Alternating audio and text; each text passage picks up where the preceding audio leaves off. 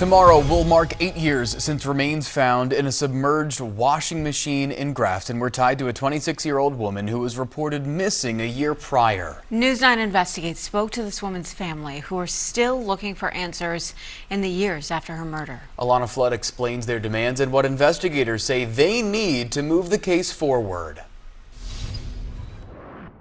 That woman's name is Trish Haynes, and prosecutors are now saying they have collected all the physical evidence they need for the case. What they are looking for now is a witness. We need to keep this in the public eye. We need to let people know that there are people running around in this area that are very dangerous. During the years Trish Haynes has been gone, her aunt, Valerie Haynes Alvarez, has collected many leads and has made it her mission to find the person or people who murdered her niece. The only other closure we need to get is having these people put behind bars for doing what they did. But now, 8 years after Trish's remains were identified, she wants answers and for the Attorney General's office to take action. I think they've got the evidence, they just are not using it.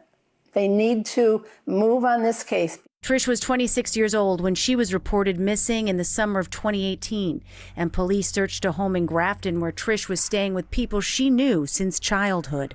Less than a month after that search, some of Trish's remains were found. It was here at Grants Pond where Trish's jaw was found submerged in a washer-dryer.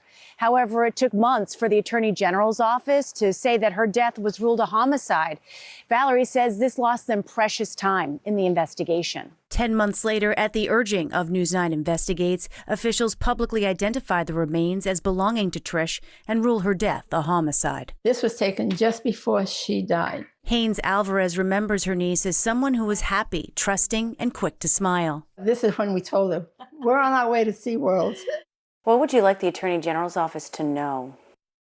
That it's time that they take their chance and do something about this case. Ben Agati is the Senior Assistant Attorney General and Chief of the Homicide Unit. He says they have never stopped working this case. Investigators feel that we have all the physical evidence that there is. We need somebody who's strong enough to come forward. Now they need a witness, and not just any witness. We are looking now really for witnesses in the inner circle of Trish's life to come forward. News 9 Investigates tried to make contact with some of the people who were in Trish's inner circle of life around the time she died.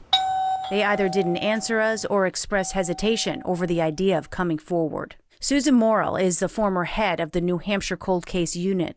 She says situations like this can be hard for families and prosecutors who often cannot reveal much of what they are working on. All of that information, it has to be held closely to the investigation to ensure the integrity of that evidence. She says prosecutors need proof beyond a reasonable doubt because if a trial were to end without a guilty verdict, double jeopardy would prevent them from trying that suspect again. In the case of homicides, obviously, the stakes are even higher. Agati says he's hoping with the passage of time, someone may have a change of heart and come forward. And it's time for people to reevaluate their allegiances to the truth and to helping this family and help Trish and help investigators hold the people responsible versus some relationship that in the past they didn't feel safe coming forward. The family participates in a rally every year on the steps of the State House to increase awareness of Trish's homicide and other unsolved cases. This year, it will be held on August 7th. In the meantime, anyone with information on this case is asked to contact the New Hampshire State Police Major Crimes Unit. In the studio with News 9 Investigates, I'm Alana Flood.